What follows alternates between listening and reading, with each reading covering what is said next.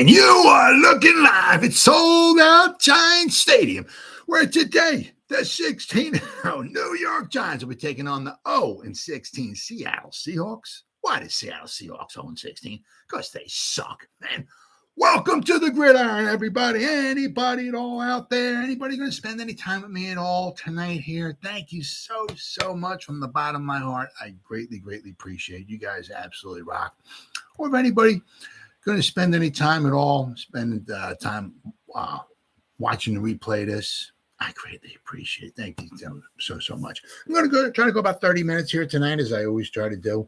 Well, so anybody got anything to say, please feel free. Throw away in the chat box. I check on the chat box every so often. So anybody got anything to say, any comments, concerns, or whatever like that, please just throw away in there. I'll check on it, and I always try to respond to every comment if I can, right? If I'm able to. Before I get started, if you want to help support my channel, it would mean so much to me. I would greatly appreciate it so much. There's a link in the description box, the top link. It's right at the top of the description box. Help to support my channel. I got 3 different membership levels. The first one is the Saquon.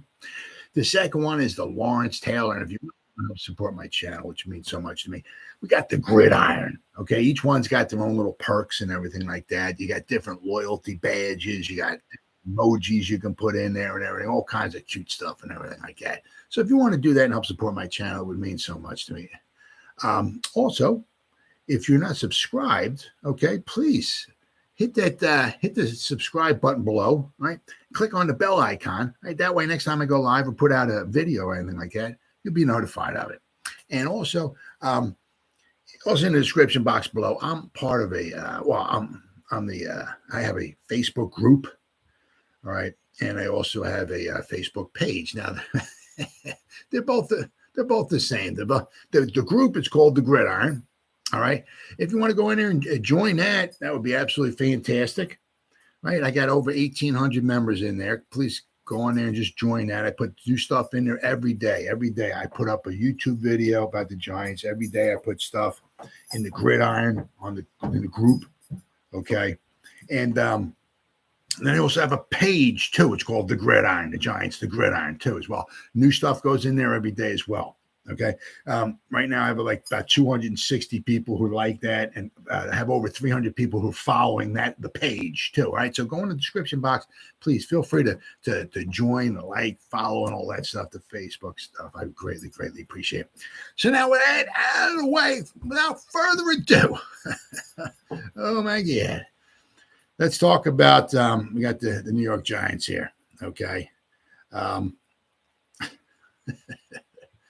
And their good old injury update here. Now, the Giants, fortunately, had once again the never-ceasing ending injuries. Absolutely freaking amazing how every game, and I know it's kind of, but it seems like every game, at the end of it, it's like more Giants are walking off the field limping and all that than the other team. Every game. And yesterday was no exception. Once again, the Jaguars are one of the least injury teams. Okay. And I don't think anybody even got an ingrown toenail yesterday when the Jaguars played. I mean, everybody's nice, fresh as daisies, the team. Simply freaking amazing. Nobody seems on the other team to ever get rolled up on. Absolutely nothing. Only the Giants. And of course, the freak injury that happened to Daniel Bellinger looks like he's going to need some surgery. Okay. Looks like Daniel Bellinger is going to have to miss some time after a freak injury on Sunday against the Jags. Requires him to go do some eye surgery. Okay. Dable said after the 6th win with his new team in 7 games, had to talk about numerous injuries, of course, including Bellinger and fellow rookies, Evan Neal. All right. So it said Bellinger's going to need to go under some eye surgery after a Jaguar player fractured his eye socket and septum. Oh, God. So I guess however he got his hand in there or whatever, but you could see it. I mean, you could see the play. I can't say he wasn't zoomed in on or nothing like that, but you can see the play that they're obviously talking about, without question. I mean, he caught the ball, he got tackled, and after he got tackled, you see him holding his face. You see these pictures and all and everything. And what a freak injury, huh? Absolute freak injury. It says Bellinger made a catch and began to run after picking up a first down. One Jaguars defender went for his legs. The other went high and found his hand in the face mask of the tight end. Bellinger immediately clutched his eye, and blood was seen on his gloves before trainers got out to him. What a freaking shame. Absolute shame.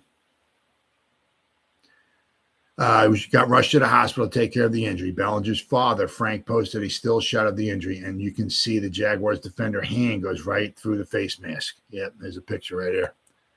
His father, Frank Bellinger, posted it on Twitter, and his description is wow. You can see, it's certainly without question. I'm certainly not saying the guy tried to shove his hand into his face, man. He just went up top to try to, I guess, make the tackle, and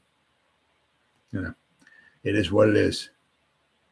Dable said, I couldn't tell you 100% about Bellinger's vision being impaired post-surgery. I think they'll do the surgery. I'm optimistic, but in terms of getting into details, he can't answer any of that. So it is what it is.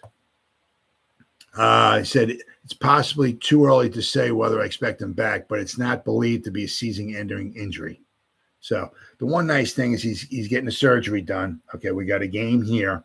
Then thankfully we have a bye week. Okay, so you figure from the time it happened, okay, to the time we're coming back from our bye week, we're talking 3 weeks.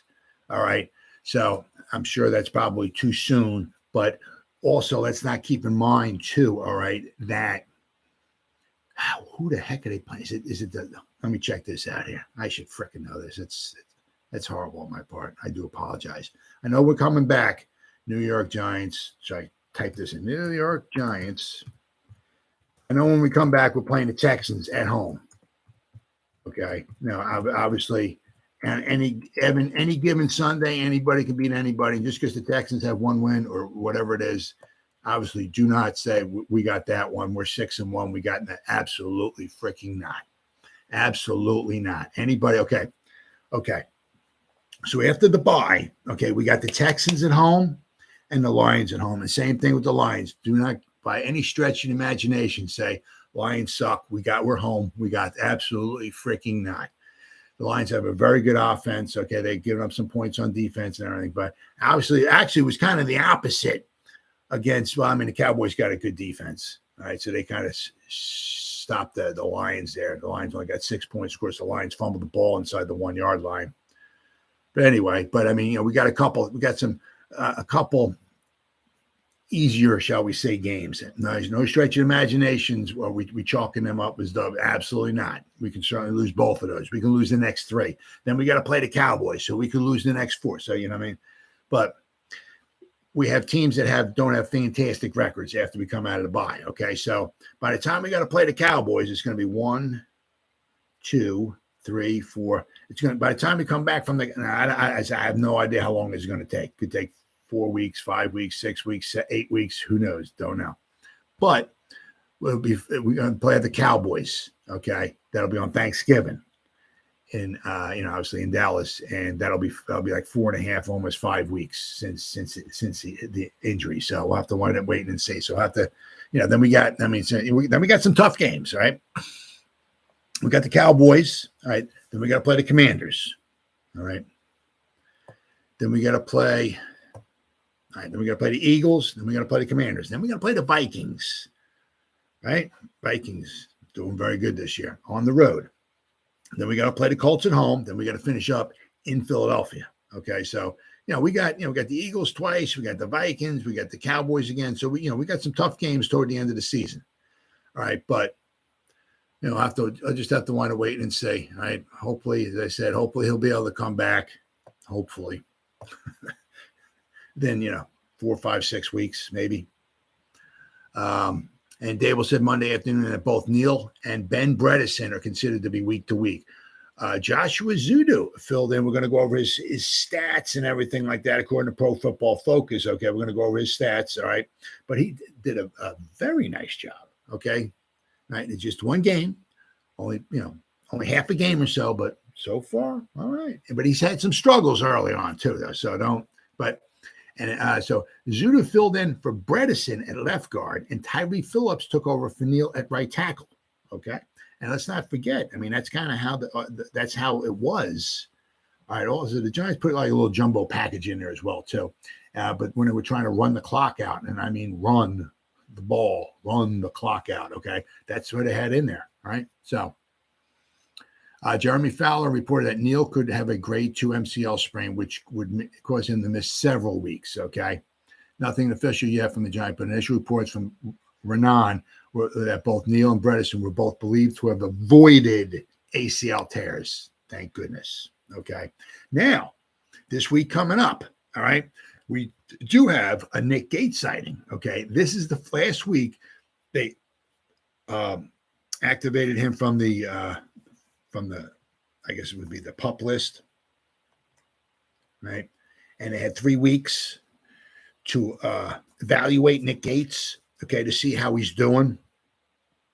And this is the 3rd week coming up. I don't remember, it's Wednesday or Thursday. They got to figure out exactly what to do with him. But, you know, they have this week, up to this week, to see if they're going to keep him, put him on the 53-man roster, okay? If not, right, they have to keep he's off the team for the rest of the year. Okay.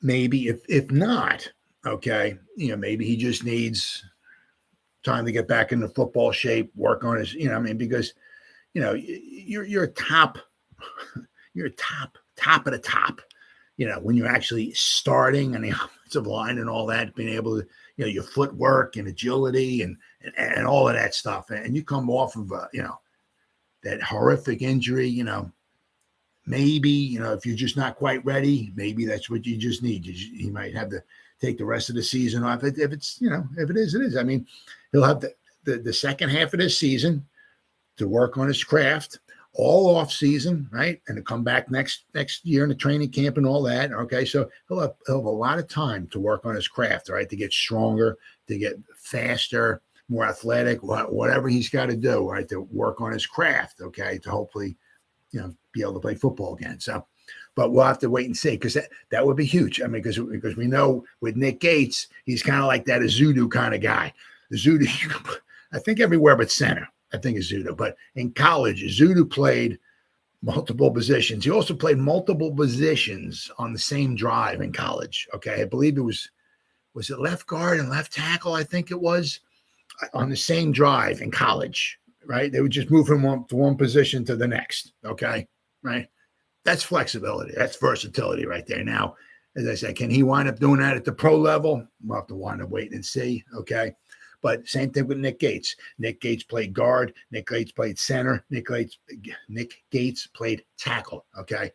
Versatility, flexibility, okay? Which is huge, is what the Giants need, because every game we go in, who's going to get hurt this week, right? As the injuries turn, it's like a soap opera with the Giants every week.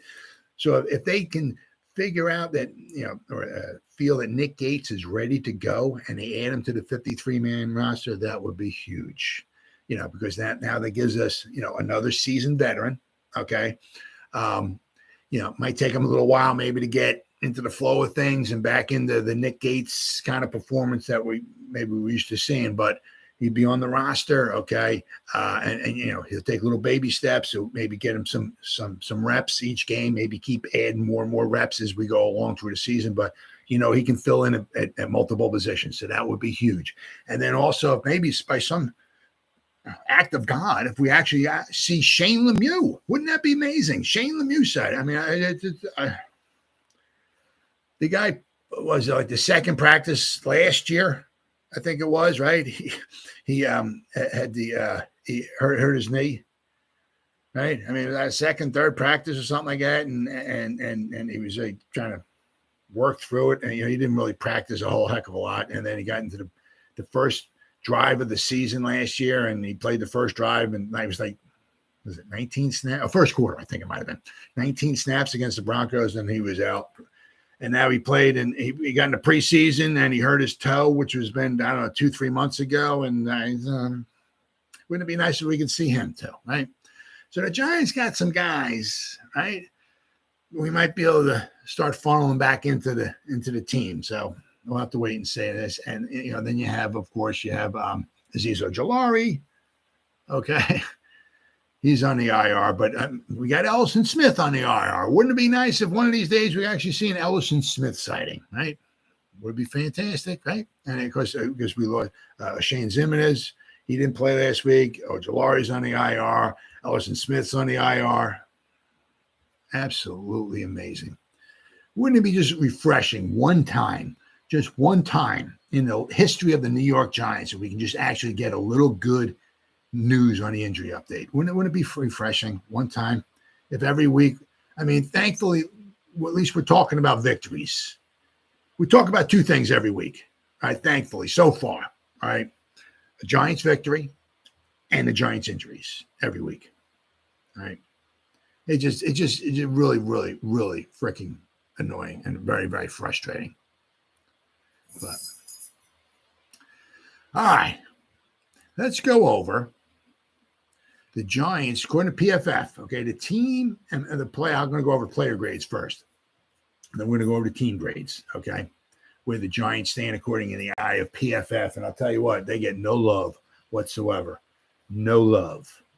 I'll repeat that one more time for the hearing impaired. They get no love whatsoever from PFF.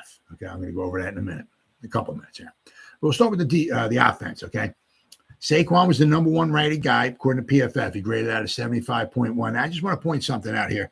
Now, how he did well the week before, okay, when we were against the Ravens, when we got inside, he got inside. We needed to get a first down he got around the 3-yard line of the Ravens at the end of the game. He got into the middle of the line. There was like 7,000 people in the middle of the line. He wasn't going to go anywhere. So he kind of did like a little 360 turn around, ran outside. There was open spaces out there. So what did he do? He got outside, he got past the 3-yard line, which was what we needed for first down. Got down to the 2, slid down, kept the clock running, okay, which was huge. Okay, clock running, run the clock out, Giants win. Well, this week, okay, on the drive when the Giants, were going down the field, they had the ball with a couple minutes left to go in the game. There's 2 times I don't know if it was 2 times in a row, or it was 2 times in the same drive. The Giants, had a 20-17 lead, right? That's when they kicked the field goal to make it 23-17, okay? But there was 2 times, right? Situational football, situationally aware. And I don't know what the hell's going on. I don't know what Daniel Jones, somebody wasn't yelling at him or whatever it was. Why the guy went out of bounds 2 times on this final drive, stopped the clock. Do you realize the Jaguars never would have been, it wouldn't have mattered. They wouldn't, even those stupid bullshit penalties that the refs called on LA wouldn't have been there, right? They wouldn't have had the ball at the 20-yard line, whatever it was, throwing the ball down to the 1, right? And we had to make a goal line stand there at the 1 to prevent him from getting in there to possibly winning the tie the game with the touchdown, possibly win it with the extra point, right? But if you realize that if he stayed in bounds, running outside, right, and just diving back, I know your momentum's taking you up. I understand that, but when you're like 2 yards away, when you're 2 yards away, you realize that's 6 feet. Okay, that's you got some time to plant and like dive back inside. Okay, just whatever, dive, take a knee, dive, something. You got time to do that. Okay, he did that 2 times. He ran out of bounds and stopped the clock both times. You realize that's over a minute that more that he could have elapsed off the clock, and the Jaguars never ever would have been down the field there to try to win the game at the end of the game. Situational. I hope to God somebody informed him about what a stupid, idiotic move that was 2 times in a row. I'm sorry, I can't say it was 2 times in a row. 2 times in the final drive to run out of bounds. Stupid. You got to know what you're doing. Thankfully, it didn't come back to hurt us. Thankfully, but it could have. It almost did. We were about a yard away from losing a freaking football game, but it didn't have to happen, right? Daniel Jones was number 2, 74.6, as well as he should have. He put the freaking team on his back. Andrew Thomas was number 3, 73.1. Matt Breida, who was in there for 18 snaps, he graded out at 70. He had a very nice game. we're very, very fortunate. Okay, we got him as our backup. Very fortunate. Very good backup, right? Let's see. Devery Hamilton. Okay, he only had 11 snaps, but he graded out a 68.6. David Sills graded 67.7. Darius Slayton 67.4. John Feliciano, the center, 66.7. Wan'Dale Robinson 62.7. Evan Neal, 62.6. Let's see, Evan Neal, 62.6. I mean, he's starting to get a little bit better. All right. He first game of the year against Tennessee graded out a 40. Then against Carolina was a 54. Then against Dallas, it was a 45. Then against the Bears was a 52. Green Bay he was a 56. Baltimore, he was a 70. And here he only played in 19 snaps before he got hurt. Graded at 62.6. And I'm kind of thinking that if he actually was able to stay healthy, I think his grade might have gone up because as time wore on, we kept wearing them down, wearing the Jaguars defense down. We were able to run the ball a lot, more and more and more. So his grade might have even gotten better as the game went along. So he did very well, especially only playing like one quarter, a little over a quarter, right? Chris Myrick, he graded 62.1. Daniel Bellinger, 61.5. Poor guy. Jack Anderson played left guard just for 2 snaps at 61.2. Tyree Phillips was at left tackle for 57 snaps, graded out of 59.3. Did a very nice job. Very nice job, right? Ben Bredesen, freaking guy, played 16 snaps at left guard, graded at 59.1. Joshua Zudu played 60 snaps at left guard, 58.6. Okay, I'll take that. We'll take that. Mark Lewinsky, right guard, 56.1. Richie James only played 7 snaps, 46.8. He had a drop. Oh my God. Marcus Johnson, he played 61 snaps. He graded 43.3. Tanner Hudson, 29 snaps. He graded 35.7. So, I mean, it's just a shame the Giants don't have much of, or shall I say, no salary cap space. Okay, because it's tough for them to go on the open market and just get anybody, any kind of decent. I mean, they got to get these guys if we're lucky. I mean, the guys that practice squad from another team or whatever. So when you got somebody who's struggling at wide receiver and not doing a good job, I mean, you can't just go out, we'll trade for, I mean, they could trade. That they could do. They still have a little over a week to make a trade. Let's not forget that, okay? They could somehow make a trade, a team that's going nowhere, make it where they give up a draft pick. All right, it is what it is, okay? But get a stud wide receiver in here. But it would have to be, you might have to put in stipulations or something. All right, you guys are paying for their salary or whatever it is, or however it is, or however you want to do it. I mean, the Giants can do some finagling with the numbers and everything to get the guys to come in, right? And an affordable salary this year, maybe making a trade or something like that. So it'd be very interesting to see in the next week if Joe Schoen pulls the trigger on anything at all. All right. Defensive wise, okay, the Giants, Nick McLeod, 13 snaps, graded at 76.4. Yeah, it's the same thing as like last week. I'm gonna at the bottom of this list here. I'm gonna go over that. All right. Leonard Williams was 73.5. Sexy Dexter was 72.6. Quincy Roche was only in there for 2 snaps, 71.9. Ryder Anderson, he was in there right end for 6 snaps, 71.6. Adoree Jackson, 69.8. Nick Williams, defensive left tackle, was in there for 17 snaps, graded at 64.8. Xavier McKinney, 60.9. Landon Collins was in there for 23 snaps, 59.6. Justin Ellis was in there for 13 snaps, graded out of 58. Kayvon Thibodeau, 56.5. Toman Fox, 53.4. Julian Love, 52.8. Fabian Moreau, who's in there for 71 snaps, 49.6. Yeah, he struggled a little bit, but he's been a godsend. Let me tell you what.